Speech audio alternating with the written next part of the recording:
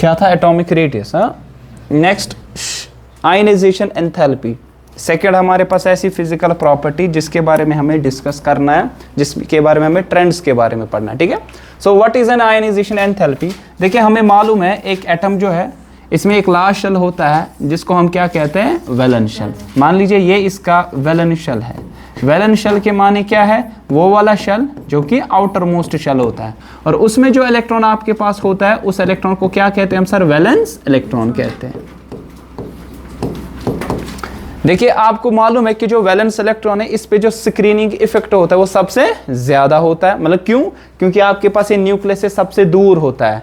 अगर number of shells increase हो गए तो स्क्रीनिंग इफेक्ट क्या होता है सर, इंक्रीज होता है, ठीक है। अच्छा, इस पे इफेक्टिव न्यूक्लियर चार्ज क्या होगा, सबसे कम होगा एज कंपेयर टू जो इनर इलेक्ट्रॉन्स हो गए जो कि इनर शेल्स में प्रेजेंट यहाँ पे हो गए। सो इस पे भी न्यूक्लियर पुल होगा, बट अकॉर्डिंग टू अगर आप देखोगे स्क्रीनिंग इफेक्ट और इफेक्ट न्यूक्लियर चार्ज से, इस पे पुल थोड़ा कम होगा, इस पे ज्यादा, इस पे ज्यादा। जो कि आपके पास ज्यादा नजदीक हो गए न्यूक्लियस के, उन पे न्यूक्लियस का जो पुल होगा वो सबसे ज्यादा होगा। अब मुझे एक इलेक्ट्रॉन को निकालना है, तो आसान कौन सा इलेक्ट्रॉन निकालना होगा, जो कि आउटर मोस्ट शेल में होगा। क्यों, क्योंकि उसके लिए मुझे जो एनर्जी लगेगी सबसे कम लगेगी। आयनाइजेशन एंथैल्पी हमारे पास एक इतनी मिनिमम एनर्जी है जो कि हमें लगेगी एक इलेक्ट्रॉन को from an isolated gases atom में से निकालने के लिए। क्या होता है आइसोलेटेड गैसेस एटम, आइसोलेटेड का मतलब ये होता है आपके पास कि ये अकेला होगा। गैसेस एटम क्यों लेते हैं, क्योंकि अगर हम सॉलिड फॉर्म में लेंगे तब आपके पास इंटर एटॉमिक इंटरेक्शन जो होगी ना एटम्स के दरमियान, पहले तो वो तोड़नी आपको है, ठीक है। जब गैसेस एटम्स होते हैं हम कहते हैं कि गैसेस के दरमियान जो इंटरेक्शन होती है गैस मॉलिक्यूल या गैसेस पार्टिकल्स के दरमियान वो सबसे कम होती है। तभी अगर कोई सॉलिड या लिक्विड फॉर्म है पहले किस में कन्वर्ट करो, उसको गैस फॉर्म में करो। अब ये जो गैसेस एटम है ना आइसोलेटेड है, आइसोलेट का मतलब ये कोई बॉन्डिंग फॉर्मेशन में नहीं है। अब कम से कम कितनी एनर्जी लगेगी एक इलेक्ट्रॉन को उसमें से निकालने के लिए, उसको हम क्या कहते हैं, आयनाइजेशन एंथैल्पी कहते हैं, ठीक है। सो यहां लिखेंगे हम what is ionization enthalpy, it is the minimum energy required in order to remove an electron from an isolated gaseous atom, from an isolated gaseous atom। एक आइसोलेटेड गैसेस एटम में से हमें कम से कम कितनी एनर्जी लगेगी इलेक्ट्रॉन को निकालने में, ठीक है। मान लीजिए x आपके पास कोई सॉलिड फॉर्म है तो पहले किस में कन्वर्ट करोगे, गैसियस फॉर्म में। सो हम लिखेंगे यहाँ पे बनेगा x गैसियस, ठीक है। इसके लिए एक एनर्जी लगती है, आपको मालूम होगा what is the process by which we convert directly solid into gas, what is that process called, बचपन में पढ़ा होगा ना, डायरेक्टली सॉलिड से गैसेस, उसको सब्लिमेशन कहते हैं ना। सो यहां लगेगी हमें enthalpy delta H, that is change in enthalpy, delta H SUB, SUB मतलब सब्लिमेशन। सो यहां पे लगेगी हमें enthalpy of sublimation and that too will be positive. Positive का मतलब क्या होगा, इट इज एंडोथर्मिक। एंडोथर्मिक का मतलब हमें है कि ये हमें लगेगी, ये इधर से देनी पड़ेगी। ये तो आयनाइजेशन एनर्जी का पहले पार्ट नहीं, अगर डायरेक्टली कोई गैसेस फॉर्म में तो आपके पास फिर आयनाइजेशन एनर्जी लगेगी, लेकिन अगर पहले कोई सॉलिड फॉर्म है तो एंथैल्पी ऑफ सब्लिमेशन लगेगी हमें, ताकि इसको गैसेस फॉर्म में कन्वर्ट करने के लिए, ठीक है। So this is called enthalpy of sublimation. ये तो आपने पढ़ा होगा, एंथैल्पी ऑफ सब्लिमेशन, ठीक है। लेकिन मुझे जरूरत है ये एक्स गैसियस एटम जो है ना, ये वाला एक्स जो गैसियस एटम है, इसमें से मुझे क्या करना पड़ेगा, एक इलेक्ट्रॉन को निकालना पड़ेगा। तो क्या बनेगा, एक्स पॉजिटिव गैसियस बनेगा ना, क्योंकि यहां से एक इलेक्ट्रॉन निकलेगा और यहां पे आपके पास लगेगी आयनाइजेशन एनर्जी लगेगी, और वो भी फर्स्ट मतलब जब आप पहला इलेक्ट्रॉन यहां से निकालोगे। क्या ये एंडोथर्मिक होगी कि एक्सोथर्मिक, एंडोथर्मिक, क्योंकि आपको लगेगी एनर्जी इलेक्ट्रॉन को यहां पे निकालने के लिए, ठीक है ना। अच्छा, इसी तरह अगर आपके पास यही होगा, पहला इलेक्ट्रॉन निकाला इस आयन में से, कैटायन में से, फिर दूसरा निकालना होगा, क्या लगेगी, ionization energy second, ionization energy second, मतलब कि दूसरा इलेक्ट्रॉन आपको निकालने के लिए। तो क्या बनेगा, एक्स टू पॉजिटिव गैस और एक इलेक्ट्रॉन यहाँ पे निकलेगा, ठीक है ना।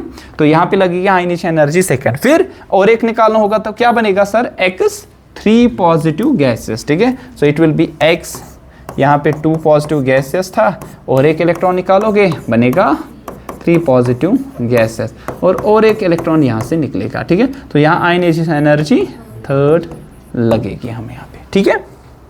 देखिए आप जितना सिस्टम को एनर्जी दोगे उतना वो अनस्टेबिलिटी की तरफ ज्यादा जाता है, ठीक है ना। तो आप सारे इलेक्ट्रॉन को भी नहीं निकाल सकते। The reason behind that is कि आपके पास बहुत सारे इलेक्ट्रॉन्स ऐसे हैं जो कि न्यूक्लियर पुल जिन पे बहुत ही ज्यादा है, जो कि बहुत नजदीक हो गए। अब आप ज्यादा एनर्जी दोगे सिस्टम की एनर्जी बढ़ जाएगी। जितनी सिस्टम की एनर्जी बढ़ जाती है ना थर्मोडायनेमिकली वो सिस्टम उतना ही अनस्टेबिलिटी की तरफ जाता है, ठीक है। तो ज्यादा से ज्यादा आप यहाँ कितने इलेक्ट्रॉन निकाल सकते हो? एट मोस्ट आप 3 इलेक्ट्रॉन को यहां निकाल सकते हैं, वो भी मेटल्स में से। Why? Metals are highly electropositive in nature. Metals क्योंकि उनको कम एनर्जी लगती है इलेक्ट्रॉन को निकालने के लिए। इलेक्ट्रो पॉजिटिव का मतलब ये है they lose easily electrons as compare to non metals which require a large amount of energy in order to remove an electron. तिम यूजुअली आसान क्या वो क्या होते हैं? Usually electronegative in nature होते हैं, ठीक है।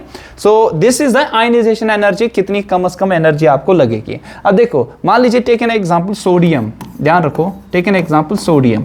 सोडियम की आप इलेक्ट्रॉनिक कॉन्फ़िगरेशन K शेल में 2, L शेल में 8, M शेल में 1, या ऐसे लिख सकते हो आप 1s2, 2s2, 2p6 और 3s1। अब निकालो एक इलेक्ट्रॉन तो क्या बनेगा जरा बता दो। आप एक इलेक्ट्रॉन निकालोगे तो Na गैसेस अगर था इसमें से एक इलेक्ट्रॉन निकाला क्या बनेगा? Na पॉजिटिव गैसेस और एक इलेक्ट्रॉन निकलेगा तो लगेगी आपके पास यहाँ आयनाइजेशन एनर्जी, वो भी फर्स्ट, ठीक है। तो यहाँ पे क्या बनेगी? आप इसकी इलेक्ट्रॉनिक कॉन्फ़िगरेशन K शेल में 2, L शेल में 8। अगर आप देखोगे ये जो लास्ट वाला शेल अब बना वैलेंस शेल इसका ये फुल्ली फिल्ड अप है ना। इसके लास्ट शेल में 8 electron according to octet rule कि हर कोई कोशिश करता है बॉन्ड बनाने की, जिससे कि मैं बॉन्डिंग में क्या होता है आपके पास गेन और लॉस ऑफ इलेक्ट्रॉन हो गया तो शेयर ऑफ इलेक्ट्रॉन होगा। अब इसने लॉस किया अल्टीमेटली आपको पता है कि Cl नेगेटिव आ जाएगा, इसके साथ बॉन्ड बनाएगा बनेगा NaCl, ठीक है, किसी और के साथ बना देगा। कहने का गर्ज मेरा ये है इसके लास्ट शेल में आने चाहिए 8 इलेक्ट्रॉन जो कि ऑक्टेट रूल कहता है। अब स्टेबल बन गया। अब नया इलेक्ट्रॉन मुझे कहां से निकालना है? जो कि वो शेल जो कि नजदीक है किसके? न्यूक्लियस के। देखिए पहले था K शेल, दूसरा क्या था? L, अब क्या था? M। मैंने किस में से निकाला? M शेल में से। M शेल में से मैंने इलेक्ट्रॉन को यहां निकाला तो आसान था। अब मुझे कहां से निकालना है इस इलेक्ट्रॉन को? L शेल से। L शेल से मुझे इलेक्ट्रॉन को निकालना है। मुझे बता एनर्जी ज्यादा लगेगी कम लगेगी? ऑब्वियसली ज्यादा लगेगी क्योंकि अब न्यूक्लियस के नजदीक आप आ रहे हो। स्क्रीनिंग इफेक्ट उतना ही कम होता जा रहा है। तो मैं ये कहूंगा ना यहाँ पे कि सेकेंड इलेक्ट्रॉन को निकालना इसके लिए बहुत ही मुश्किल है। थर्ड इलेक्ट्रॉन निकालने के लिए तो उतनी ज्यादा ही एनर्जी आपको देनी पड़ेगी, तभी हमारे पास जो सक्सेसिव आयनाइजेशन एनर्जी है वो इंक्रीज होती है। कम in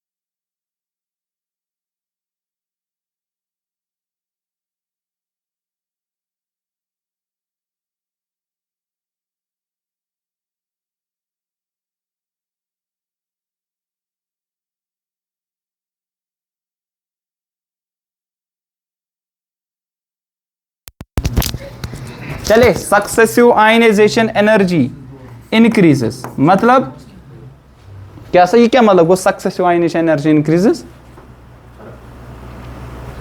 successive ionization energy increase अमुक मतलब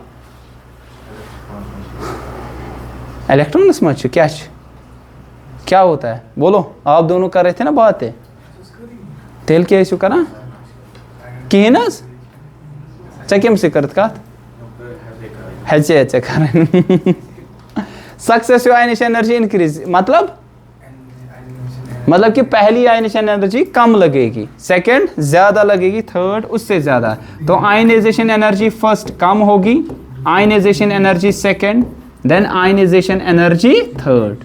ये होगा ना। अभी आयनाइजेशन एनर्जी किस पे डिपेंड करेगा? इसके क्या क्या फैक्टर्स होंगे वो हम सीखेंगे यहाँ पे, ठीक है। तो यहाँ लिखेंगे factors on which ionization energy depends, factors जिस पे ये डिपेंड करता होगा। देखिए पहली चीज जो आयनाइजेशन एनर्जी है ना हमारे पास, आयनाइजेशन एनर्जी यह आपके पास यहाँ पे इनवर्सली प्रोपोर्शनल होगा रेडियस के। क्यों बता सकता है कोई? वो इसलिए क्योंकि जितना रेडियस ज्यादा होगा मतलब कि इलेक्ट्रॉन क्या होगा सर, दूर, वैलेंस शेल का इलेक्ट्रॉन बहुत दूर होगा। किससे दूर होगा? न्यूक्लियस से। न्यूक्लियस से दूर होगा तो उसको निकालने के लिए एनर्जी बहुत ही कम लगेगी। तो ionization energy it is inversely proportional to the radius. मुझे बता दो along the period and down the group, जब हम गए थे along the period and down the group, मुझे बता दो ये आपके पास है यहाँ पे रेडियस। अब यहां आयनाइजेशन एनर्जी देखेंगे। बोलो अलोंग द पीरियड रेडियस क्या होता था? डिक्रीज। तो आयनाइजेशन एनर्जी क्या लगेगी? ज्यादा। सो आयनाइजेशन एनर्जी हमारे पास अलोंग द पीरियड क्या होगी? इंक्रीज।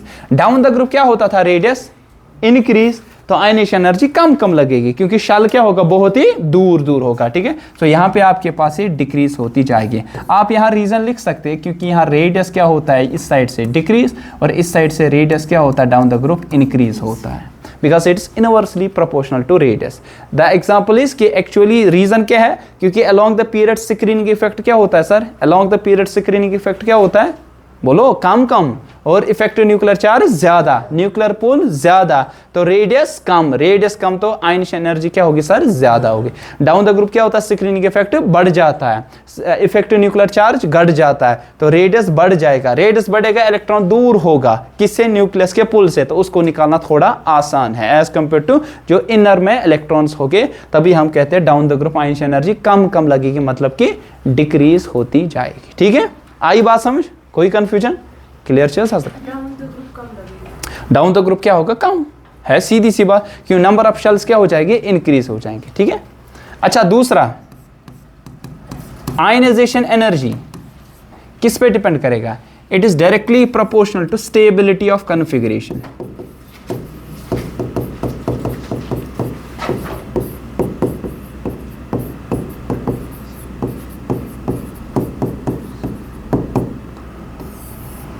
स्टेबिलिटी ऑफ कॉन्फ़िगरेशन मतलब जितनी ज्यादा स्टेबिलिटी आपके पास होगी, मतलब इलेक्ट्रॉनिक कॉन्फ़िगरेशन जितनी स्टेबल होगी, उतना इलेक्ट्रॉन को निकालना उतना ही मुश्किल है। अगर आप लोगों को याद होगा half filled and fully filled are highly stable, बताया था जब आपने इलेक्ट्रॉनिक कॉन्फ़िगरेशन पढ़ी थी। जो हाफ फिल्ड होते हैं ऑर्बिटल्स और जो शाबाश फुली फिल्ड ऑर्बिटल्स होते हैं, फुली फिल्ड जो आपके पास ऑर्बिटल्स होते हैं, उनमें से इलेक्ट्रॉन को निकालना बहुत ही मुश्किल होगा as compare to the other जिनमें पार्शियली फिल्ड होता है। जरा एग्जांपल तो हाफ फिल्ड कौन से होते हैं? ग्रुप 15 है ना, और फुली फिल्ड कौन से होते हैं? ग्रुप शाबाश 18 है कि नहीं? ये कौन सी फैमिली है? Nitrogen family. Nitrogen, phosphorus, arsenic, antimony है ना, और बिस्मथ, ये पढ़ा था ना। और इसी तरह ये क्या है? Helium, neon, argon, krypton, xenon, radon, oganesson. ठीक है ना। अगर आपको मालूम होगा इसकी जनरल इलेक्ट्रॉनिक कॉन्फ़िगरेशन क्या है जरा बता दो। NS2Np3 हाफ फिल्ड, P में हाफ, P में हाफ देखो, P में 3 ऑर्बिटल और इसमें कितने इलेक्ट्रॉन्स आपके पास है? यहाँ पे 3 इलेक्ट्रॉन्स हो गए। ठीक है, 1 2 और 3। अच्छा यहाँ पे इनकी क्या है जनरल में? NS2Np6 है ना। तो क्या आ जाएगी इलेक्ट्रॉनिक कॉन्फ़िगरेशन? P में कितने आ जाएंगे? 6, 1 2 3 4 5 और 6, ये फुली फिल्ड है। और आपको मालूम है क्यों हाफ फिल्ड और fully filled electronic configuration stable होती है? वहां पड़ा था एक्सचेंज यहाँ पे ज्यादा है, सिमेट्रिक इलेक्ट्रॉनिक कॉन्फ़िगरेशन है, तब ये हाईली स्टेबल होते हैं। तो इनके लिए क्या ये स्टेबिलिटी को ये जो इनकी स्टेबिलिटी है इलेक्ट्रॉनिक कॉन्फ़िगरेशन की, क्या ये इसको डिस्टर्ब करना चाहेंगे? नहीं, बहुत आसान होगा ना, मुश्किल होगा। अगर आपको अब निकालना भी है तो एज कंपेयर टू अदर्स जो यूजुअल इनके लिए एनर्जी लगती है उससे ज्यादा लगेगी। तभी जितनी ज्यादा स्टेबिलिटी होगी ऑब्वियसली जितना आप स्टेबल होगे। मान लीजिए आप यहाँ पे कंफर्टेबल बैठ के हो, ठीक है, बाहर गर्मी है, मैं बोलूंगा वहां पढ़ने के लिए, क्या आप वहां पे जाओगे? बहुत मुश्किल है, या तो मुझे आप लोगों को मार देना है या तो कुछ करना है। ठीक है, तो कहीं ना कहीं कोई दूसरा वे मुझे ढूंढना है जिसकी वजह से आप वहां पे जाओगे, because that is not feasible for you. ठीक है, आप स्टेबल यहां पे हो। तो इसी तरह आपके पास जितनी स्टेबिलिटी ऑफ कॉन्फ़िगरेशन ज्यादा, उतनी ही आपके पास आयनिश एनर्जी क्या लगेगी सर? ज्यादा लगेगी। और एक फैक्टर हमारे पास है, क्या ये सिर्फ लगेगा इनके लिए? नहीं, हर किसी के लिए, जो भी स्टेबिलिटी जहां पे भी आप देखोगे। तीसरा, ionization energy, it is directly proportional to penetrating power. Penetrating power, देखिए जितना पेनिट्रेटिंग पावर ज्यादा होगा, इलेक्ट्रॉन को खिंचाव करने की टेंडेंसी क्या होगी? ज्यादा होगी। मतलब जिस ऑर्बिटल में इलेक्ट्रॉन होगा, मुझे बता आइंस्टाइन एनर्जी उसमें क्या लगेगी? सबसे ज्यादा, as compare to other orbital. जिस तरह आपको मालूम है एस ऑर्बिटल का पेनिट्रेटिंग पावर ज्यादा है, then P, then D, then F.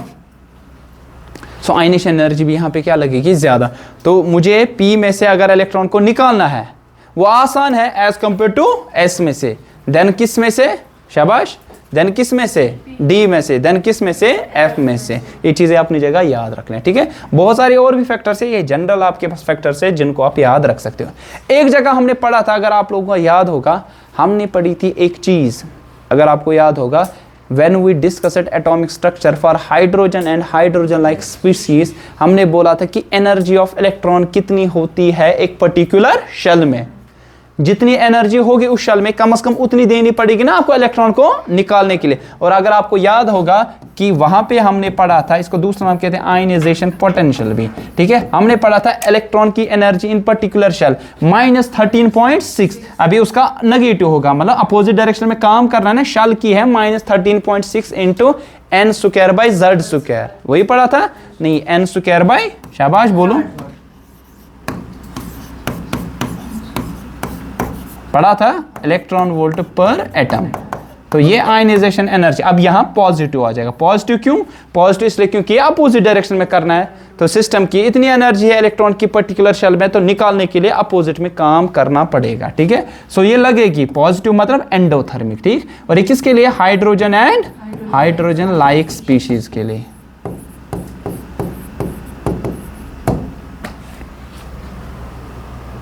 गलती होगी, गलत लिखा,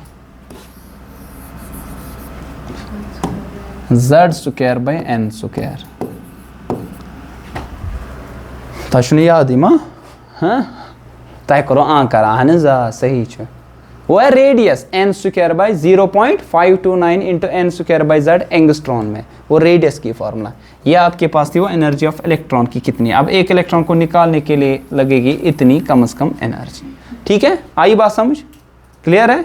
अब देखिए जो सवाल पूछा जाता है एंट्रेंस में, वो क्या है? एंट्रेंस से आपको बोर्ड में भी पूछा जा सकता है, खास तौर पे एंट्रेंस में ये सवाल पूछा जाए। क्या? देखिए मान लीजिए आपको बोला जाएगा अलोंग द पीरियड क्या होता है? Radius. Along the period radius क्या होता है? डिग्रीज होता है ना। आयनाइजेशन एनर्जी क्या होगी सर? इंक्रीज। सो यूजुअल ट्रेंड क्या होगा? क्या बात है, कुछ बोलना है? मुझे पूछो यूजुअल ट्रेंड क्या होगा अलोंग द लिथियम, बता फिर क्या आएगा? नहीं, अलोंग द पीरियड बेरिलियम, फिर नाइट्रोजन, ऑक्सीजन, शाबाश, फ्लोरीन और नियन, ठीक है। ये कौन से है? इसको क्या हो गया? लिथियम, फिर क्या आएगा? बेरिलियम, फिर आएगा बोरान, कार्बन, फिर आएगा नाइट्रोजन, ऑक्सीजन, फ्लोरीन। अच्छा ये कौन सा पीरियड है? सेकंड पीरियड है ना, सेकंड पीरियड।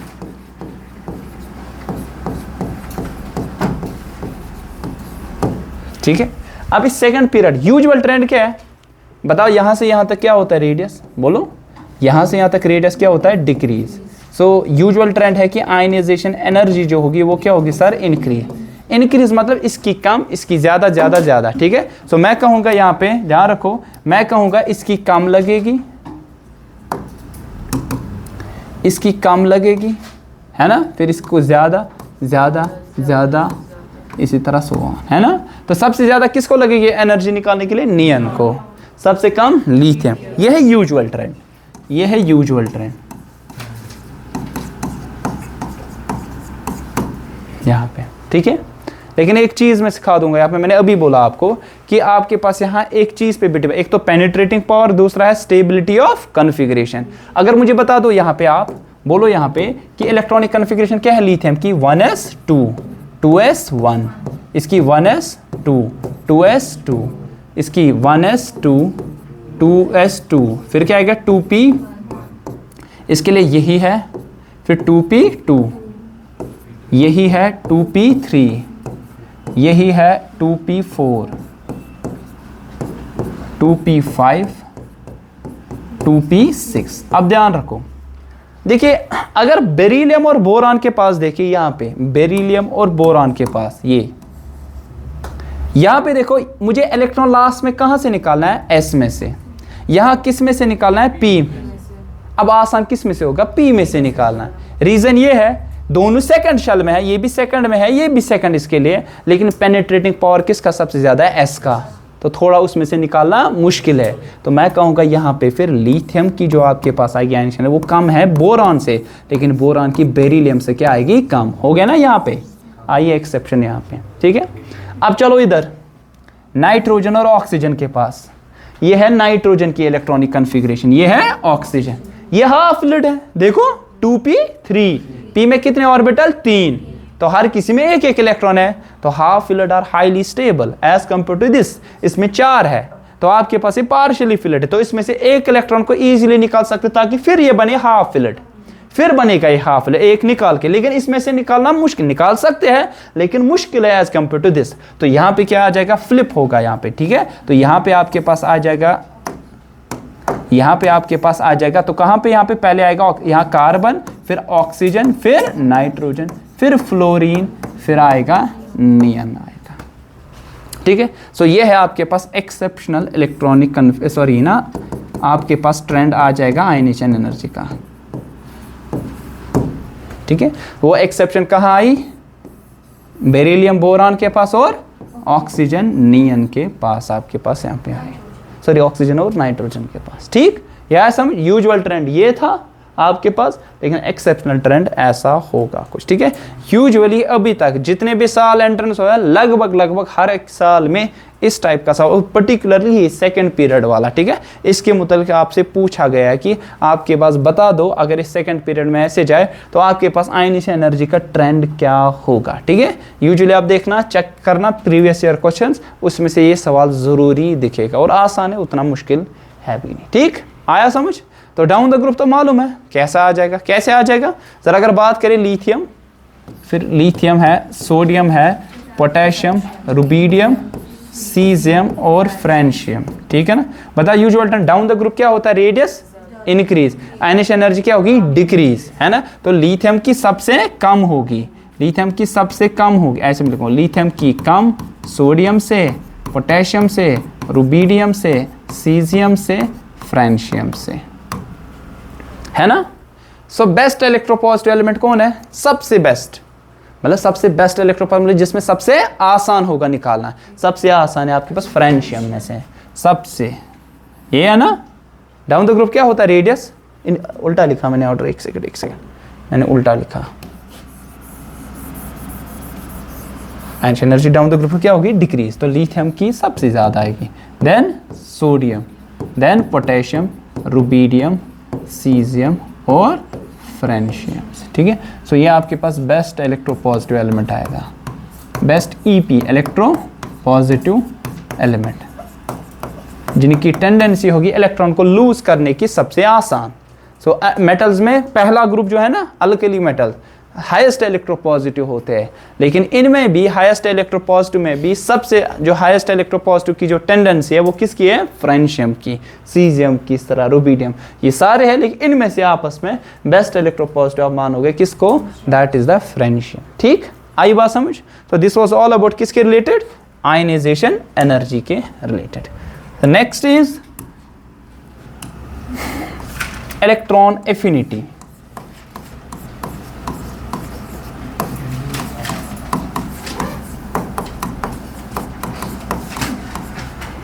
इसका दूसरा नाम हम कहते हैं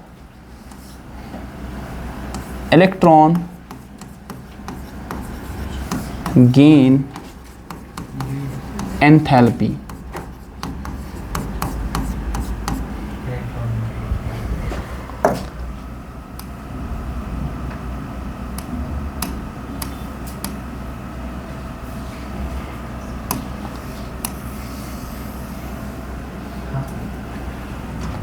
सो इलेक्ट्रॉन एफिनिटी या दूसरा नाम इसका क्या है, electron gain enthalpy. So what is this, can you tell me that. आप में से कोई बता सकता है? जरा आप बताओ। ताबिद शफी बस से होना। हाँ बोलो।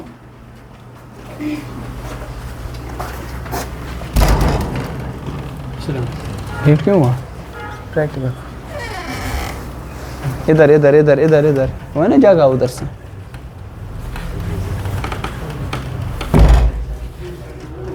बोलो मोहसिन साहब बोलो। काय पी फिरने से क्या गैस से शुद्ध पोरमुत या मैं तक ना वन। अच्छा मैं वन से कानस तल कशर पटी समझा, जरूर नहीं अंग्रेजी करने उर्दू करना, ठीक है। माधुरी जुबान कश्मीरी। बोलो क्या होता है इलेक्ट्रॉन एफिनिटी? अरे चुप करो, इसको बोलने दो ना। अच्छा आप बोलो, आप बोलो। चाहे ना समझे? किसी को मालूम?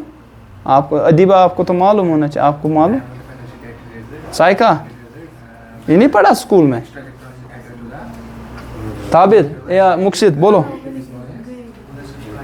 अरे कॉपी ऐसे बोलो ना, कॉपी पे क्या अंदाज है वहाँ क्या लाइक? हाँ क्लोज एंड क्लोज ऐसे क्या? न्यूटन आइसोलेटेड में। चलो ठीक है, अब रखो ध्यान। अरे रखो अब बंद। अब देखो सर, अभी देखा हमने कि आपके पास एक एटम था जिसमें न्यूक्लियस आपके पास यहाँ है, जिसमें न्यूक्लियस और डिफरेंट शेल्स है जिनमें इलेक्ट्रॉन्स होता है। अभी हमने एक इलेक्ट्रॉन को निकाला। किस में से निकाला? किस में से निकाला? वैलेंस शेल में से। एटम में से निकाला। एटम में से किस में से निकाला? That is the valence shell. Valence shell में से इलेक्ट्रॉन को निकालने के लिए आपको कम से कम कितनी एनर्जी लगेगी? You call that thing as, क्या कहा उसको आपने? You call that thing as ionisation energy. कम से कम कितनी एनर्जी आपको लगेगी इलेक्ट्रॉन को निकालने के लिए? अब उल्टा है, मुझे इलेक्ट्रॉन को ऐड करना है यहाँ पे, ठीक है। एक आइसोलेटेड गैसेस एटम में एक इलेक्ट्रॉन को ऐड करना है। Now the amount of energy you required here, either it is endothermic or either it is exothermic in nature, but the ionization energy is always endothermic in nature. But electron gain enthalpy, it may be endothermic or it may be exothermic, ठीक है। वो देखा जाएगा अभी कब हो सकता है आपके पास। अब ध्यान रख लीजिए, आपको इलेक्ट्रॉन को क्या करना पड़ेगा सर? ऐड करना पड़ेगा। you have to add this electron to an isolated gaseous atom। अब मुझे एक बात बताओ, ये किस में ऐड कर सकते हो आप? वैलेंस शेल में, क्योंकि पहला शेल जो आपको आ जाएगा जहां पे आप ऐड कर सकते हो, that is the valence shell जहां पे आप ऐड करोगे। अब जितना ये दूर होगा, न्यूक्लियस का पुल उधर क्या होगा सर? कम। तो न्यूक्लियस पकड़ेगा कमजोरी से। क्यों? क्योंकि जितना नजदीक, सपोज हाइड्रोजन है, हाइड्रोजन में पहला शेल है, पहला शेल में इलेक्ट्रॉन ऐड करूंगा मैं। अब वो तो पहला शेल नजदीक होगा ना किससे? न्यूक्लियस से। तो उस पर जो पेनिट्रेटिंग पावर होगा ना, मतलब कि न्यूक्लियर का जो पुल होगा ना, वो बहुत सबसे ज्यादा, तो इलेक्ट्रॉन को वहां ऐड इजीली कर सकते हैं। क्लोरीन की बात ले लो, आपने उसकी इलेक्ट्रॉनिक कॉन्फ़िगरेशन को जाना होगा। क्लोरीन का एटॉमिक नंबर 17 है ना? बताओ इलेक्ट्रॉनिक कॉन्फ़िगरेशन। के शेल में 2, एल शेल में 8, एम शेल में 7। या आप ऐसे कह सकते हो 1s2, 2s2, 2p6, 3s2, 3p5। ये है ना? तो इसको एक इलेक्ट्रॉन की जरूरत है और ये चाहता भी है। सो इट्स हाईली एफिनिटी इसकी होगी टुवर्ड्स द इलेक्ट्रॉन। क्यों चाहता है ना इसको? इलेक्ट्रॉन की एक जरूरत है, ये बनेगी इसकी nearest noble gas configuration. Nearest noble gas कौन सा इसका है? आर्गॉन, जिसका एटॉमिक नंबर कितना है? 18। तो उसकी क्या इलेक्ट्रॉन? के शेल में 2, एल में 8 और एम में कितने आ जाएंगे? 8 आ जाएंगे। तो नियरेस्ट नोबल गैस कॉन्फ़िगरेशन पाने के लिए आपके पास इसको एक इलेक्ट्रॉन की जरूरत है, तो ये इजीली लेगा इलेक्ट्रॉन। तो अगर मैं इसमें ऐड कर दूं एक इलेक्ट्रॉन को, तो ये बनेगा Cl नेगेटिव और यहां पे एनर्जी निकलेगी क्योंकि इसको एफिनिटी बहुत ही ज्यादा है टुवर्ड्स द इलेक्ट्रॉन। सो आपके पास ये एक्सोथर्मिक इन नेचर होगा। Now I will tell you, second electron को मैं ऐड कर दूंगा, क्या होगा? ये मानेगा आप? क्यों? क्योंकि ये तो स्टेबल बन गया। इसने बोला कि नियरेस्ट नोबल गैस कॉन्फ़िगरेशन मेरे पास आ गई। कि लास्ट शेल में 8 आने चाहिए, ऐड 1 करके क्या आ गया आप इसमें, एम शेल में 8 आए ना, के शेल में तो 8 थे ही, के शेल में तो 2 थे, एल शेल में 8, अब लास्ट शेल में भी 8 आ गए। अब स्टेबल बन गया, कर लो और एक इलेक्ट्रॉन ऐड, हो सकता है, लेकिन अब ये एंडोथर्मिक है। एंडोथर्मिक इसलिए क्योंकि अब नहीं मानेगा, आपको जबरदस्ती करनी पड़ेगी इसको इलेक्ट्रॉन, ये मैं समझा रहा हूँ ऐसे, जबरदस्ती क्या करोगे, समझा रहा हूँ ऐसे कि आपको इलेक्ट्रॉन को ऐड करने के लिए एनर्जी देनी पड़ेगी। So it will be always endothermic in nature. The first electron gain enthalpy it may be exothermic, it may be, but always second third जो भी आपके पास होगा ऑलवेज क्या होगा, एंडोथर्मिक इन नेचर होगा। ठीक है, सो इसकी डेफिनेशन हम क्या लिखेंगे जो हमने अभी बता दी, it is the amount of energy, minimum amount of energy release और एब्जॉर्ब्ड, रिलीज्ड या एब्जॉर्ब्ड, क्योंकि मैंने बोला या तो एंडोथर्मिक होगी या तो एक्सोथर्मिक। ठीक है, व्हेन एन इलेक्ट्रॉन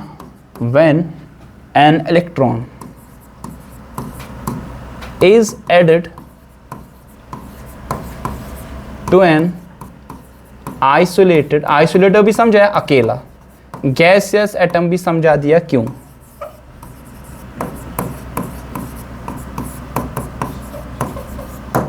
तो कितनी लगेगी मिनिमम एनर्जी, ताकि इलेक्ट्रॉन को ऐड करने के लिए आइसोलेटेड गैस, आइसोलेटेड में अकेला गैस एटम, इसलिए आसान होगा आपके पास या तो इलेक्ट्रॉन को रिमूव या तो ऐड करने में, क्योंकि इंटरेक्शन डिफरेंट एटम्स की आपस में नहीं होगी प्रेजेंट वहां पे। ठीक है, तो मैं यहाँ पे क्या कर दूंगा, अगर मेरे पास डायरेक्टली एक्स गैसेस कोई प्रेजेंट है, एक्स कोई एलिमेंट है, ठीक है, तो मैं क्या कर दूंगा, यहाँ पे इलेक्ट्रॉन को ऐड कर दूंगा, कर दो एक इलेक्ट्रॉन को ऐड, तो क्या बनेगा यहाँ पे बता दो, बनेगा एक्स नेगेटिव गैस है, एनाइन बनेगा। ठीक है, और यहां पे आपकी लगेगी पहली, शाबाश, एंथैल्पी ऑफ कौन सी, इलेक्ट्रॉन गेन, ईजी का मतलब electron gain enthalpy, easy.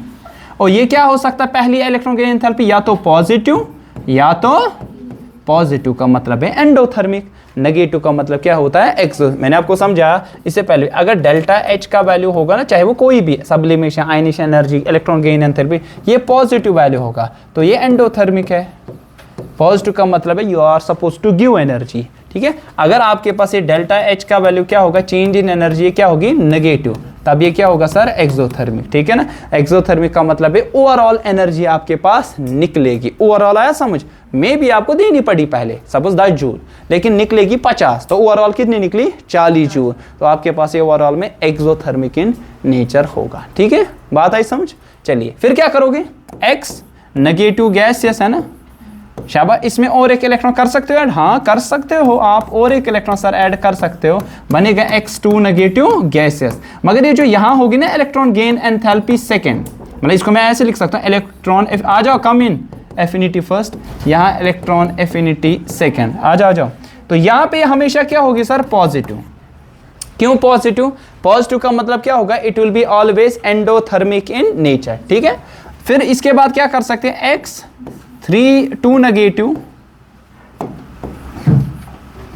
X2 negative gases plus और एक इलेक्ट्रॉन ऐड कर दो, तो आपके पास क्या बनेगा, X3 नेगेटिव गैसेस, तो आपके पास ये इलेक्ट्रॉन एफिनिटी क्या होगी सर, थर्ड, है ना सर। तो यहाँ मैं कहूँगा electron gain and energy change जो आ जाएगी वो भी हमेशा क्या होगी सर, पॉजिटिव, क्योंकि सेकंड इलेक्ट्रॉन या थर्ड इलेक्ट्रॉन ऐड करने में हमेशा आपको एनर्जी लगेगी यहाँ पे, न कि निकलेगी। लेकिन फर्स्ट इलेक्ट्रॉन ऐड करने में आपके पास इलेक्ट्रॉन या तो रिलीज हो सकती है या तो एब्जॉर्ब हो। जरा एक एग्जांपल जहां एब्जॉर्ब होगी, बोलो जहां एब्जॉर्ब होगी, देखिए कोई भी बता दो, सपोज ये है ना, नियॉन की बात करें, के शेल में, बोलो के शेल में 2, एल शेल में 8, है ना।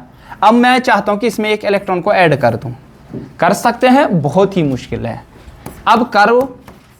अब क्यों, ये स्टेबल है ना, इसकी इलेक्ट्रॉनिक कन्फिगरेशन है ना सर, खुद नोबल गैस, आपको मालूम है noble gas are those gases which are least reactive. पढ़ोगे आगे जाके, एक्चुअली आपने पढ़ा भी होगा कि कुछ रिएक्ट लाइक जेनॉन के कुछ कंपाउंड्स है, रेडॉन के कुछ कंपाउंड्स है, लेकिन सिर्फ इतना ही नहीं कि जैसा आपको ऑक्टेट यहाँ पे फॉर्म करना है तो आपके पास रिएक्टिविटी उसी पे डिपेंड करता है, नहीं, और भी कुछ फैक्टर्स है, लाइक भी बॉन्डिंग में पढ़ेगी, वैलेंस बॉन्ड थियरी पढ़ी होगी, मॉलिकुलर ऑर्बिटल थ्योरी, ठीक है ना, वेस्पर थ्योरी, ये सारी चीज़ें वहाँ पे कुछ अलग चीज़ें आप देखोगे वहाँ पे क्या चीज़ें आपके पास ज़रूरत है बॉन्ड फॉर्मेशन के लिए। अब यहाँ पे मान लीजिए बन गया नियॉन का एनाइन, है ना सर, लेकिन इसके बनने के लिए आपको क्या लगेगी, एनर्जी देनी पड़ेगी और बहुत ही ज़्यादा आपके पास, बहुत ही ज़्यादा, तभी इम्पॉसिबल है कि एनी नेगेटिव एग्जिस्ट यहाँ पे होगा, ठीक है। एग्जिस्टेंस के लिए भी आपके पास बहुत सारे फैक्टर्स है, आगे जाके केमिकल बॉन्डिंग में पढ़ लोगे। So what is now electron affinity या electron gain enthalpy? Minimum amount of energy that we require, मतलब कि आपके पास यहाँ रिलीज होगा या तो एब्जॉर्ब, या तो देनी पड़ेगी या तो निकलेगी। When an electron it is added to an isolated gaseous atom, मतलब एक मतलब अकेला एक एटम है गैसेस एटम, उसको इलेक्ट्रॉन ऐड करने के लिए एनर्जी चेंज कितनी आएगी। अगर इलेक्ट्रॉन की जरूरत होगी इसको, लाइक क्लोरीन की एफिनिटी बहुत ही ज्यादा है इनके इलेक्ट्रॉन की, हालोजन जिन्हें कहते हैं, फ्लोरीन, क्लोरीन, ब्रोमीन, आयोडीन, एस्टर्टीन, है ना सर। सो इनकी सबसे ज़्यादा एफिनिटी है टुवर्ड्स इलेक्ट्रॉन, इलेक्ट्रॉन को गेन करने की टेंडेंसी बहुत ही ज़्यादा है। तभी इनके लिए ये जो आपके पास होगी इलेक्ट्रॉन गेन एंथैल्पी, क्या ये आपके पास एंडोथर्मिक होगी कि एक्सोथर्मिक? एक्सोथर्मिक ही नहीं, क्योंकि इलेक्ट्रॉन ले सकते हैं ईजिली, तो आपके पास एनर्जी रिलीज होगी, क्योंकि ये सिस्टम तब स्टेबल बनेगा। अब मुझे बता दो, अगर मैं करूँ नियॉन या जो स्टेबल होगा, उसके लिए इलेक्ट्रॉन को ऐड करने के लिए मुझे क्या एनर्जी बहुत ज़्यादा देनी पड़ेगी, that will be endothermic in nature. तो पहली जो मैंने बता दिया, या तो एंडो होगी या तो एक्सो, लेकिन हमेशा दूसरी तीसरी होगी एक्सो। फॉर एग्जाम्पल यही क्लोरीन की बात करो, के शेल में 2, एल शेल में 8, एम शेल में 7, एक ऐड किया हो गया एक्सोथर्मिक। सेकंड करो ऐड, अब मानेगा नहीं, क्योंकि अब स्टेबल बन गया, आर्गॉन जैसा, नियरेस्ट नोबल गैस जैसा। अब सेकंड या थर्ड इलेक्ट्रॉन ऐड करोगे, आपको हमेशा एनर्जी इधर से देनी पड़ेगी, ठीक है। सो इसके लिए हमारे पास ऐसे ही फैक्टर्स, बता दो क्या आ जाएंगे फैक्टर्स। तो इसके लिए तो सिंपल फैक्टर जिस तरह अभी पढ़ा आपने, यही कि जितना दूर होगा उतना ही कम। तो आयन इलेक्ट्रॉन एफिनिटी जो होगी आपके पास, it will be inversely proportional to sir radius, है ना सर। तो जितना रेडियस ज़्यादा, आपको मालूम है ना सर, डाउन द ग्रुप और अलोंग द पीरियड। अगर बात करें इलेक्ट्रॉन एफिनिटी की, अगर ट्रेंड देखिए यूजुअल, तो अलोंग द पीरियड क्या होता है आपके पास, radius decrease, ionisation energy, electron affinity क्या होगी सर, इंक्रीज। और डाउन द ग्रुप क्या होता है आपके पास, रेडियस होता है इंक्रीज, तो ये डिक्रीज हो जाएगा, ठीक है। आई बात समझ। सो ये ट्रेंड आप बता सकते हैं, आपको पूछा जाएगा what is electron gain enthalpy या electron affinity and what is the trend, मतलब कि क्या ट्रेंड, अगर आप अलोंग द पीरियड जाओगे या डाउन द ग्राफ, और कुछ एग्जांपल जिससे आप इस सब को समझा सकते हैं, ठीक है। आई बात समझ, कोई कंफ्यूजन, क्लियर। और ये पेनिट्रेटिंग पावर पे भी डिपेंड करेगा ना, इलेक्ट्रॉन एफिनिटी जो आपके पास है ये डिपेंड करेगा पेनिट्रेटिंग पावर पे भी, पेनिट्रेटिंग पावर, ठीक है। तो एस का सबसे ज्यादा, then P, then D, then f, मतलब कि आपको किस शेल में से इलेक्ट्रॉन, किस सब शेल में इलेक्ट्रॉन को ऐड करना है। क्या किसी का ये एस सब शेल है, या किसी का पी सब शेल, किसी का डी या किसी का एफ। सबसे ज्यादा इलेक्ट्रॉन की खिंचाव टेंडेंसी जो होती है वो सबसे ज्यादा किस में होगा, पेनिट्रेट में, एस में, then P, then D, then f. तो इलेक्ट्रॉन एफिनिटी सबसे ज्यादा इसी में होगी, ठीक है। आई बात समझ, कोई कंफ्यूजन। अच्छा, और एक चीज, ये जो इलेक्ट्रॉन एफिनिटी है ना, it is directly proportional to क्या, चार्ज, जिसको हम एक्चुअली कहते हैं ऑक्सीडेशन स्टेट। ऑक्सीडेशन स्टेट पढ़ा होगा आपने, या आगे जाके हम पढ़ेंगे भी, रेडॉक्स और इसमें भी पढ़ेंगे, ठीक है। सो आपके पास यहाँ पे ऑक्सीडेशन स्टेट जितनी ज्यादा, अब यहाँ पे ऑक्सीडेशन स्टेट ऐसे समझ सकते हो, जितना चार्ज ज्यादा होगा उसकी ऑक्सीडेशन स्टेट उतनी ही ज्यादा। मुझे एक बात बता दो कि अगर आपके पास ऐसा होगा, ध्यान रखो, Cl आपके पास है नेगेटिव, ध्यान रखना, और आप Cl नेगेटिव, यह है Cl नेगेटिव जैसे, या ऐसे लो एग्जांपल, Cl खाली है गैसेस और है Cl नेगेटिव गैसेस। अब इसकी ऑक्सीडेशन स्टेट 0, कुछ नहीं है तो 0 है, ठीक है। अब मुझे बता दो, ध्यान रखो यहाँ पे, इन दोनों में से कौन इजीली इलेक्ट्रॉन को लेगा, बोलो कौन लेगा, Cl नेगेटिव लेगा कि Cl लेगा, Cl लेगा। क्यों, Cl नेगेटिव स्टेबल आप बन गए, इसने इलेक्ट्रॉन पहले ही लिया है, अब कहां दूसरा लेगा ये, है ना। क्योंकि Cl नेगेटिव तब बना जब क्लोरीन ने पहला एक इलेक्ट्रॉन लिया था। एक इलेक्ट्रॉन जब क्लोरीन ने लिया तो क्या बन गया, K शेल में 2, L शेल में 8, M शेल में 8, बन गया स्टेबल। खाली क्लोरीन जो था ना यहाँ पे ऊपर, उसके लिए तो जरूरत है, ये इजीली लेगा। तो इजी किस पे होगा, जब खाली क्लोरीन। अब जीरो ज्यादा है कि नेगेटिव वन ज्यादा है, जीरो ज्यादा है, तो जितना ऑक्सीडेशन स्टेट आपके पास ज्यादा होगी, टेंडेंसी उतनी क्या होगी सर, ज्यादा होगी आपके पास। ठीक है, आगे पढ़ोगे भी इसके बारे में, what is an oxidation state. ठीक, आई बात समझ। सो लास्ट टर्मिनोलॉजी जो इसमें है, दैट इज द इलेक्ट्रोनेगेटिविटी।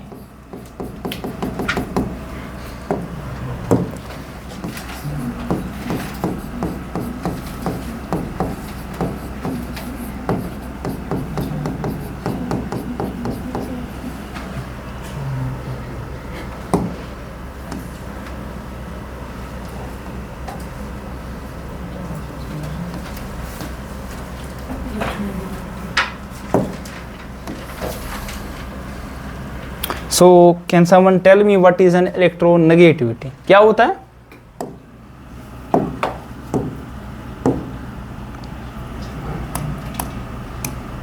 क्या होता है इलेक्ट्रोनेगेटिविटी? कैस गो भाई जाना से करा टेंगे टेंगे क्या था कैस गो इलेक्ट्रोनेगेटिव सूर्या जी अच्छा आज से रोज दर चेक वन से चे काटे शेतकर सूर्या जी हाँ मानस तीर अंची सी काटे करा तीर चुकुत सके जानवर चुकुत बात तार तम खत से अगर न पाग से करने भी थी पीक आन से सान केक ते वनो इलेक्ट्रोनेगेटिविटी शाबाश टू कंडक्ट इलेक्ट्रॉन बोलो इर्तिजा जी tendency of an atom to attract a shared electron pair to itself. चलो कहीं ना कहीं ठीक बोला। देखिए इलेक्ट्रोनेगेटिविटी क्या होता है, हाँ क्या क्लैप्स से क्या मनुष्य होता है हाँ? चलो देखो इलेक्ट्रोनेगेटिविटी ध्यान रखो थे वहीं मान लीजिए आपके पास कोई एलिमेंट है, let's take an example carbon, और इसके सामने यहाँ बॉन्डेड सिचुएशन में हाइड्रोजन है, ठीक है ना। कार्बन कितने बॉन्ड्स बनाता है, 4, पता है ना। मान लीजिए इसी तरह कार्बन जो आपके पास है बॉन्डेड सिचुएशन में यहाँ पे आपके पास यहाँ पे क्लोरीन के साथ है, ठीक है। कार्बन हमेशा 4 बॉन्ड्स बना लेगा, ठीक है। यह आपके पास यहाँ पे अब कभी ना कभी ये क्लोरीन कहीं पे कार्बन हाइड्रोजन के साथ, यहाँ क्लोरीन के साथ। फर्क ये है देखिए कि यहाँ पे ये जो बॉन्ड है ये किस टाइप का बॉन्ड है, इसको क्या कहते हैं, this bond is called covalent bond, ठीक है ना। In which the electron pairs are shared, mutual sharing of electrons takes place, such bond is called covalent bond. पढ़ा होगा आपने, ठीक है। सो ये जो बॉन्ड है ना, इसमें जो शेयर्ड पर ऑफ इलेक्ट्रॉन, ये इसने भी एक दिया है और इसने भी एक दिया, इस तरह इसने भी एक दिया, आपको ये पता नहीं एक बॉन्ड बनता है 2 इलेक्ट्रॉन से, ठीक है ना। सो इसने भी एक दिया, इसने भी एक दिया। बट what happens actually, जब कार्बन के सामने हाइड्रोजन होता है, these shared pair of electrons actually they are actually, ये जो आपके पास शेयर पेयर का मतलब दोनों ने दिए, एक दूसरा आपको पता है दूसरा बॉन्ड कौन सा होता है, ionic bond. Ionic bond in विच शाबाश क्या होता है, कंप्लीट ट्रांसफर ऑफ इलेक्ट्रॉन, एक देता है दूसरा लेता है, ठीक है ना। But these are slightly displaced towards carbon in case of अगर कार्बन और हाइड्रोजन बॉन्ड, मतलब ये होने चाहिए कहाँ पे, बीच में, ठीक है ना। जिस तरह टग ऑफ वॉर, उसने भी एक दिया, सपोज इलेक्ट्रॉन उसने भी एक दिया, इसने भी एक दिया, तो अल्टीमेटली आपके पास बैलेंस पॉइंट होगा ऐसा कि अगर दोनों इक्वली हो गए तो किसी लिहाज से, जो भी लिहाज मान लीजिए स्ट्रेंथ के हिसाब से, तो ये कहाँ पे होने चाहिए, इन बिटवीन, है ना। टग ऑफ वॉर में अगर दोनों ए ग्रुप और बी ग्रुप दोनों इक्वल स्ट्रेंथ के, तो ना तो रस्सी उधर जाएगी ना तो इधर जाएगी, ठीक है। तो बीच में सेंटर पे रहेगा, नेट फोर्स आपका 0 होगा। सेम वे में अगर ऐसा होता, लेकिन हो क्या रहा है कि आपके पास शेयर्ड पेयर ऑफ इलेक्ट्रॉन थोड़े से डिस्प्लेस्ड है, किसकी तरफ, कार्बन। अब इलेक्ट्रॉन की लहर थोड़ी ज्यादा है कार्बन की तरफ, तो वहां से जो इलेक्ट्रॉन की टेंडेंसी ज्यादा हो गई और इलेक्ट्रॉन की डेंसिटी ज्यादा बढ़ गई, तो वहां से नेगेटिव चार्ज की डेंसिटी थोड़ा ज्यादा होगी एज कंपेयर टू जो इस साइड से थे। मान लीजिए 100 इलेक्ट्रॉन थे, लेट्स टेक एन एग्जांपल, इस कमरे में तो आपके पास 50 इस साइड से 50 इस साइड से। अब हो क्या गया, 10 इलेक्ट्रॉन ज्यादा इधर चले गए, मीन 60, और यहां से कितने आ गए आपके पास 40, तो यहां थोड़ा नेगेटिव चार्ज बढ़ गया और यहां नेगेटिव चार्ज घट गया, मतलब पॉजिटिव चार्ज बढ़ गया। तो तभी हम कहते हैं कि जिसकी वजह से कार्बन पे आता है पार्शियली नेगेटिव चार्ज और इस पे पार्शियली पॉजिटिव चार्ज, और ये बॉन्ड बनता है पोलर बॉन्ड। क्या बनता है? Polar bond. वो बॉन्ड होता है in which separation of charge takes place, है ना, हो गया ना सेपरेशन। यहाँ पे ये यहाँ पे जो दो इलेक्ट्रॉन स्टिल शेयर्ड पेयर है, लेकिन थोड़ा सा जो आपके पास है ना यहाँ पे पलड़ा बारी, वो किसका है सर? कार्बन का। It's like in the tug of war, रस्सी पूरी बी टीम की तरफ नहीं है, थोड़ा सा खिंचाव क्या है सर? ज्यादा। तब उसके बाद जब खिंचाव ज्यादा बढ़ेगा फिर बी की तरफ जाएगी, ठीक है, लेकिन थोड़ा खिंचाव ज्यादा है, लेकिन कंप्लीटली रस्सी बी टीम की तरफ नहीं है। इन द सेम वे पूरे के पूरे इलेक्ट्रॉन ए ने बी कार्बन ने वापस नहीं लिए, थोड़ा सा आपका पास पलड़ा जो बारी है वो कार्बन का, तभी थोड़ी डेंसिटी यहां बढ़ गई। लेकिन अगर इसके सामने क्लोरीन होगा, यहां पे कुछ उल्टा केस है। क्या है कि आपके पास क्लोरीन का पलड़ा क्या होता है सर? बारी। ये जो दो इलेक्ट्रॉन जो शेयर होने थे, थोड़े से कहां की तरफ डिफ्लेक्टेड होते हैं? क्लोरीन की तरफ, जिसकी वजह इस पे आएगा पार्शियली नेगेटिव, कार्बन पे अभी आप क्या आ जाएगा? पार्शियली अब स्टिल ये बन गया पोलर बॉन्ड, लेकिन ये पोलर बॉन्ड जो आपके पास बन गया, यहां कुछ केस ऐसा है कार्बन पे अभी पॉजिटिव चार्ज आ गया, पार्शियली पॉजिटिव चार्ज, लेकिन आपके पास यहां पे कार्बन पे क्या आ गया? Partially negative charge. अब ये क्या चीज है? अब ये डिपेंड करता है सामने कौन है। इट्स लाइक दैट कि आपके पास टग ऑफ वॉर में ए टीम, बी टीम और सी टीम। अब ए टीम के सामने अगर बी टीम आ गई तो इसने इसको हरा दिया, लेकिन सी टीम आ गई तो पलड़ा बारी रहा सी टीम का और ए को पछाड़ के फेंक दिया उधर, ठीक है। इन द सेम वे आपके पास कार्बन के सामने यहां हाइड्रोजन था, पलड़ा बारी था कार्बन का, लेकिन अगर क्लोरीन सामने था तो पलड़ा बारी किसका था? क्लोरीन का था, जिनको हम हैलोजेंस कहते हैं, ठीक है ना। अब now this is the relative tendency, not the tendency. Relative का मतलब क्या है? सामने कौन है विद रिस्पेक्ट टू व्हाट, ठीक है। तो कार्बन के सामने कौन है, उसी हिसाब से मैं बोलूंगा कि कार्बन पे क्या पार्शियली नेगेटिव चार्ज आएगा या पार्शियली पॉजिटिव, मतलब कि इलेक्ट्रॉन डेंसिटी किसकी तरफ? कार्बन की तरफ जाएगी या दूसरे की तरफ जाएगी जो कि इसके सामने। जरूरी नहीं कार्बन, किसी और की भी एग्जांपल आप ले सकते हो। Now this relative ability of an atom to pull the shared pair of electron, shared pair मतलब जो इन्हें कोवलेंट बॉन्ड में आपस में म्यूचुअल शेयर किया होगा, मोर टुवर्ड्स इटसेल्फ, नॉट कि पूरा का पूरा अपनी तरफ लेगा, थोड़ा सा पलड़ा उसी की तरफ रहेगा। This tendency we called as electronegativity. So what is now electronegativity? It is defined as the relative ability of an atom, relative ability of an atom to pull the shared pair of electrons more towards itself। थोड़ा इनका खिंचाव उनकी तरफ क्या होगा sir? थोड़ा सा ज्यादा होगा, ठीक है। This tendency we call this tendency as electronegativity उसको कहते हैं, ठीक है। सो वाई रिलेटिव आपको समझ आ गया, ठीक है। कार्बन के सामने कौन था। इसी तरह अगर मैं बात कर दूं यहां पे नाइट्रोजन के सामने, ठीक है ना, नाइट्रोजन के सामने अगर हाइड्रोजन होगा तो ये मोर इलेक्ट्रोनेगेटिव, लेकिन इसी के सामने अगर मैं रखूं किसको? फ्लोरीन को, तो ये यहाँ पे इस पे पार्शियली नेगेटिव, इस पे पार्शियली पॉजिटिव। अब यहाँ पे इस पे पार्शियली नेगेटिव, इस पे पार्शियली पॉजिटिव। अब यहाँ की तरफ टेंडेंसी ये यहाँ की तरफ चली गई, ठीक है। बात आई समझ? इट वाज पॉलिंग जिसने अपनी स्केल दी थी, पॉलिंग्स स्केल। पॉलिंग स्केल कुछ ऐसी थी, उसने नंबरिंग दी डिफरेंट एलिमेंट्स की इलेक्ट्रोनेगेटिविटी के लिए, और सबसे हाईएस्ट उसने दिया फ्लोरीन के लिए, जिसने उसके लिए दिया इलेक्ट्रोनेगेटिविटी का वैल्यू 4.0, मतलब कि 4 वैल्यू दिया। और दुनिया में जितने भी एलिमेंट्स अभी तक है जो कि 118 एलिमेंट्स है, आउट ऑफ 118 एलिमेंट्स सबसे मोर इलेक्ट्रोनेगेटिव एलिमेंट कौन है? दैट इज फ्लोरीन, जिसका इलेक्ट्रोनेगेटिविटी का वैल्यू कितना है? 4, ठीक है। इस तरह क्लोरीन के लिए उसने दिया 3.5, ठीक है ना। इसी तरह ऑक्सीजन के लिए उसने दिया 3.0, इस तरह हाइड्रोजन के लिए उसने दिया 2.1, इस तरह उसने दिया नाइट्रोजन के लिए दिया 2.7 आई थिंक, ठीक है। इसी तरह अगर आप देखोगे उसने फास्फोरस के लिए दिया 2.1 एटसेट्रा, बहुत सारे। सो अगर आप देखोगे ये जो हैलोजेंस में इनका सबसे ज्यादा वैल्यू है। सो याद रखो halogens are highly electronegative in nature. Halogen मतलब हैलोजन फैमिली कौन सी है? ग्रुप कौन सी फैमिली है? ग्रुप, शाबाश, बोलो बोलो, कौन सी फैमिली है, कौन सा ग्रुप है हालूजन? सेकेशन पाए से चू अब राटन कोस माना कोस ग्रुप सत्यमा, ये ग्रुप 17 है, 10 फर्क है टोटल, ठीक है। कौन कौन सा इसमें पहले? फ्लोरीन, क्लोरीन, ब्रोमीन, आयोडीन, एस्टेटीन, ठीक है। और एक एलिमेंट भी है, जिस तरह मैंने इसे लास्ट बार आपको बोला था, दैट इज टेनिसाइन, है ना, TS, रिसेंटली डिस्कवर हुआ है।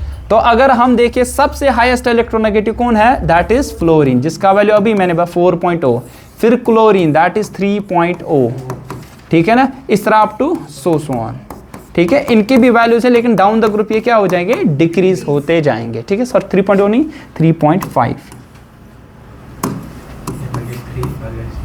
ठीक है, बात है, कम कम होता जाएगा, एग्जैक्टली वैल्यूज याद नहीं है तो आपको फ्लोरीन क्लोरीन का कम से कम याद होना चाहिए। सो ये हाईली इलेक्ट्रोनेगेटिव है, हाईली इलेक्ट्रोनेगेटिव इन नेचर, और इनमें भी सबसे ज्यादा कौन है, दैट इज द फ्लोरीन। तो पीरियोडिक टेबल में अगर कोई वाहिद एलिमेंट है जो सबसे खतरनाक है, उसके सामने किसी को भी रख दो, ये टेंडेंसी इसकी होगी सबसे ज्यादा उन शेयर्ड पेयर ऑफ इलेक्ट्रॉन को खींचने की, ठीक है।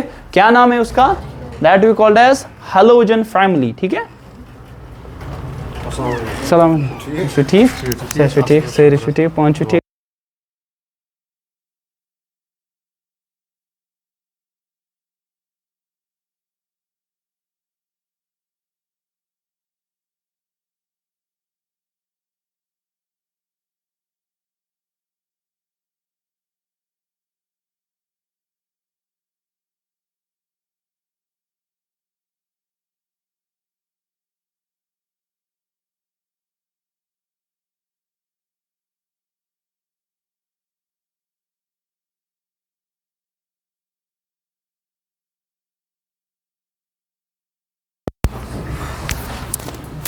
सो halogens are highly electronegative nature, और सबसे हाईएस्ट इलेक्ट्रोनेगेटिव कौन है, फ्लोरीन, हाईएस्ट इलेक्ट्रोनेगेटिव एलिमेंट,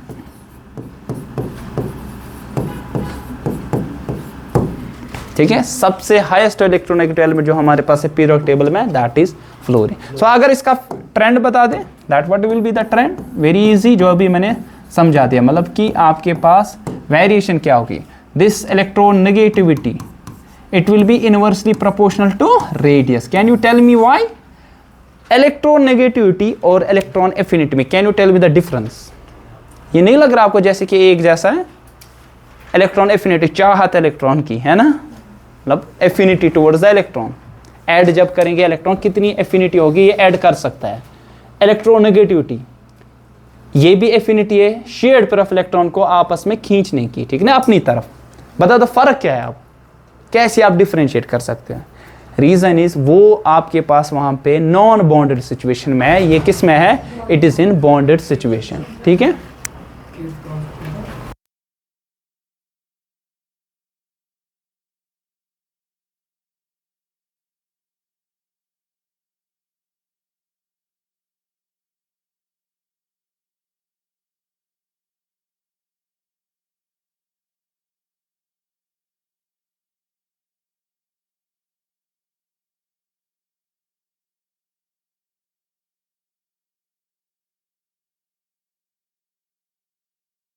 ऐसे थोड़ा कम रखता हूँ, ठीक है।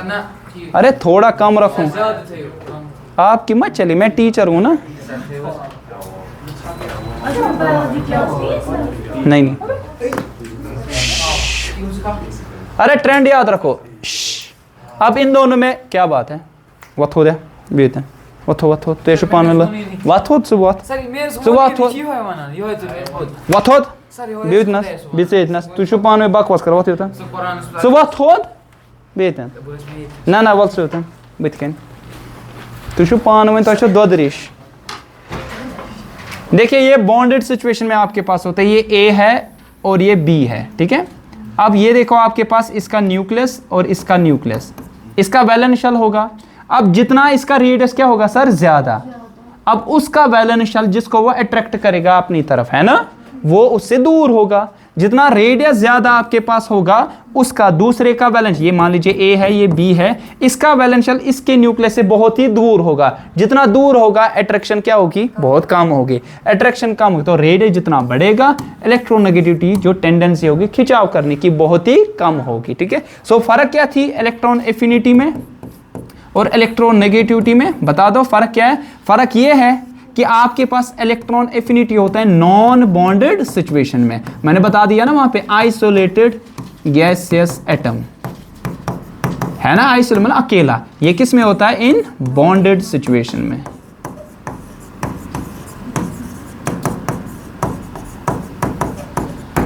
अच्छा और एक चीज, फ्लोरीन और क्लोरीन की बात अगर करें, electron affinity fluorine, chlorine, bromine, iodine, astatine, इनकी तो एफिनिटी बहुत ज्यादा है ना। अब इनमें से मुझे बता दो सबसे ज्यादा इलेक्ट्रॉन एफिनिटी क्या है, किसकी, फ्लोरीन की, है ना। सो आप बता दोगे F नेगेटिव बनेगा, यहाँ Cl नेगेटिव बनेगा, यहाँ Br नेगेटिव बनेगा, यहाँ I नेगेटिव बनेगा। लेकिन आपको मालूम है ये चीज कि फ्लोरीन का साइज बहुत छोटा होता है। अगर इलेक्ट्रॉन को ऐड करेंगे ना वहां इलेक्ट्रॉन होगी रिपल्शन। इफ इलेक्ट्रॉन रिपल्शन वहां प्रेजेंट होगी तो अनस्टेबिलिटी होगी कि स्टेबिलिटी, अनस्टेबिलिटी का, तभी F नेगेटिव होता है अनस्टेबल। तभी इलेक्ट्रॉन एफिनिटी जो सबसे ज्यादा है वो है क्लोरीन की। किसकी सर, क्योंकि इसका साइज उसे डाउन द ग्रुप क्या होता है, साइज इंक्रीज। तो आपके पास इसकी हाई, ऐसे लिखेंगे हाई इलेक्ट्रॉन एफिनिटी, सबसे ज्यादा इसकी होती है इलेक्ट्रॉन एफिनिटी। ठीक है,